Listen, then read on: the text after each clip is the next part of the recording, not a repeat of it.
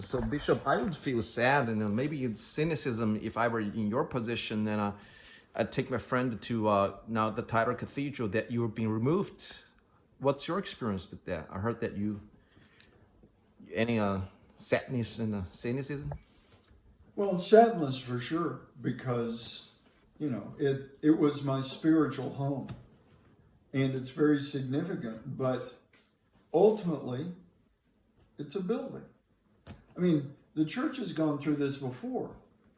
Think about all the Catholics in England when Henry VIII said, "I'm head of the church now," and the Catholic churches either became his churches or they were disbanded. It's the same thing. I mean, it's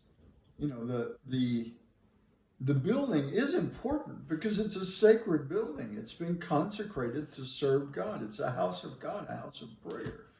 But the real foundations of that building are what's important, and that's fidelity to Christ. So the building becomes just bricks and mortar if it's no longer representing fidelity to Christ.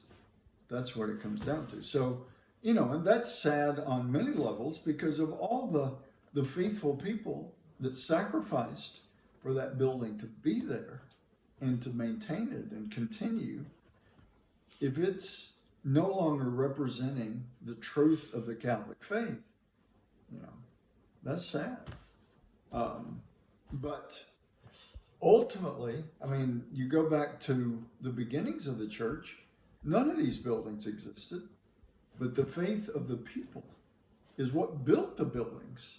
So the faith of the people is the most important thing that has to continue. The buildings, we certainly don't want them to cease to be Catholic, but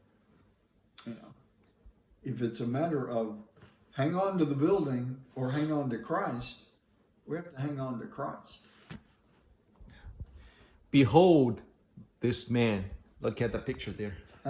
Behold the man. Yeah. Amen.